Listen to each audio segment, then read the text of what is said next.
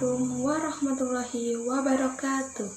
Halo teman-teman, perkenalkan nama saya Nabila Yusriasari, denim 2021111179. Saya berasal dari Universitas Islam Negeri Raden Mas Said Surakarta. Pada kesempatan kali ini, saya akan sedikit menjelaskan mengenai berinvestasi pada obligasi syariah.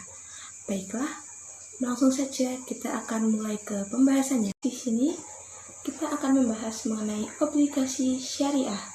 Obligasi syariah atau lebih dikenal dengan istilah sukuk merupakan sertifikat yang menyatakan kepemilikan atas suatu aset dalam skala besar dan dapat digunakan untuk membayar pembangunan atau lebih dikenal dengan istilah proyek real.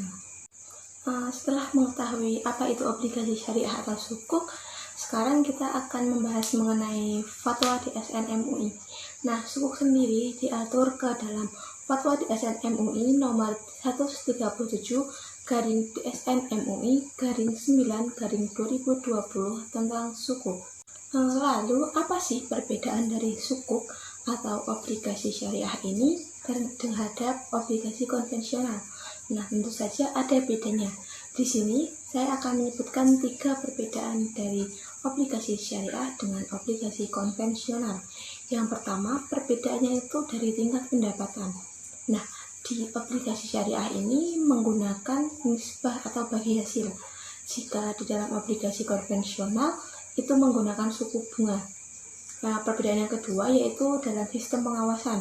Pada obligasi syariah diawasi oleh wali amanat dan juga DPS dengan di bawah naungan MUI. Nah, yang ketiga atau yang terakhir ada jenis industri yang dikelola. Pada obligasi syariah itu industri yang dikelola harus terhindar dari industri non halal. Tetapi pada obligasi konvensional boleh mengelola industri mana saja. Ya, dan tidak harus halal industrinya. Selanjutnya ada beberapa jenis sukuk atau obligasi syariah menurut AAOV, yaitu ada 4. Yang pertama, suku ijarah, yang kedua suku mudharabah, yang ketiga suku musyarakah, dan yang keempat suku istisna. Nah, yang pertama yaitu suku ijarah.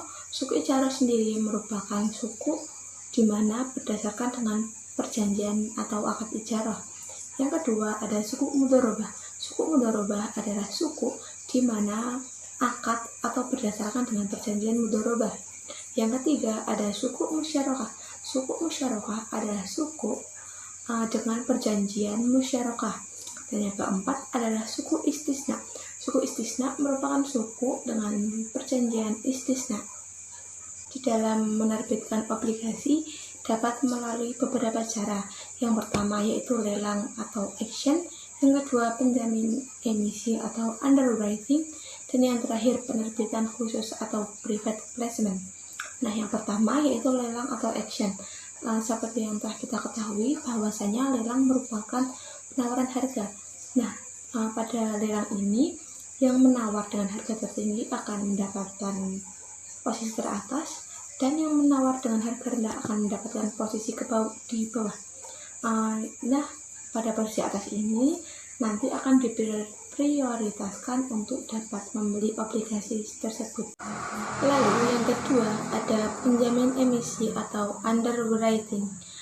Mekanisme underwriting pada obligasi syariah ini merupakan suatu kegiatan transaksi di pasar uang oleh pihak yang turut menjamin dan bertanggung jawab apabila terjadi kegagalan dari debitur atau emiten. Yang ketiga atau yang terakhir, obligasi sendiri dapat diterbitkan dengan cara penerbitan khusus. Nah, penerbitan khusus ini merupakan penerbitan yang tidak dapat sembarangan orang membelinya. Jadi, ada kriteria-kriteria tertentu agar obligasi ini dapat dibeli. Dalam menerbitkan obligasi, ada 3 pihak yang terlibat. Yang pertama, obligor. Obligor merupakan Menteri Keuangan atas nama pemerintah yang menjamin adanya obligasi ini. Lalu yang kedua ada SPP. SPP merupakan badan hukum yang menerbitkan obligasi. Yang ketiga ada investor.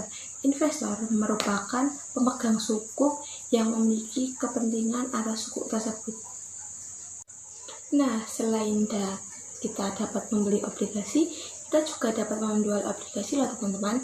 Cara menjual obligasi yaitu melalui sistem yang bernama FITS atau Fixed Income Trading System. Tetapi jika kita ingin memperdagangkan obligasi melalui sistem ini, ada beberapa syarat. Yang pertama, obligasi ini harus sudah terdaftar di Bursa Efek Indonesia atau dikenal dengan BEI. Baiklah, materi selanjutnya yaitu mengenai perdagangan obligasi dalam perspektif Islam.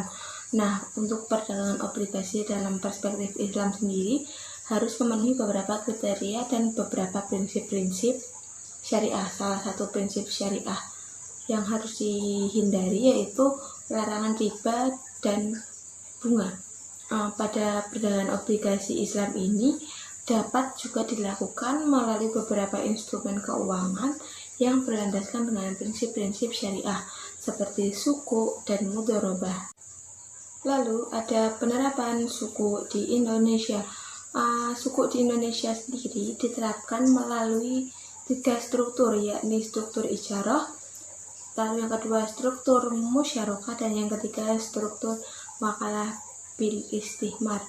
Nah, struktur ijarah sendiri merupakan ketika aset yang mendasari landasan suku berupa properti atau peralatan.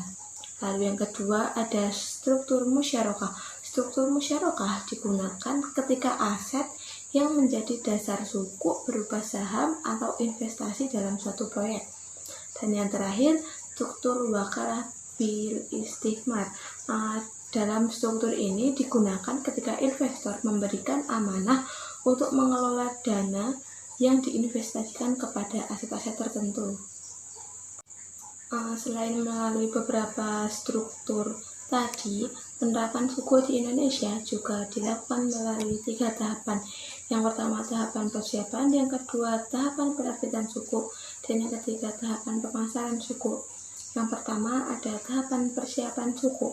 Tahapan ini di mana perusahaan yang akan go public akan melakukan persiapannya. Yang kedua ada tahapan penerbitan suku. Tahapan penerbitan suku yang dilakukan oleh perusahaan penerbit suku untuk suku korporasi.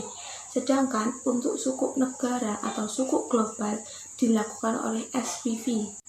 Yang terakhir ada tahapan pemasaran suku.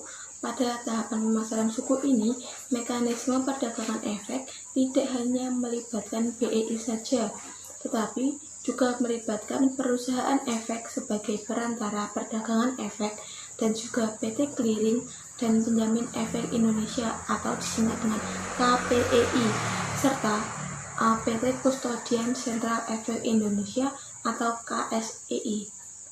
Baiklah teman-teman, mungkin hanya ini yang dapat saya sampaikan. Kurang dan lebihnya saya mohon maaf.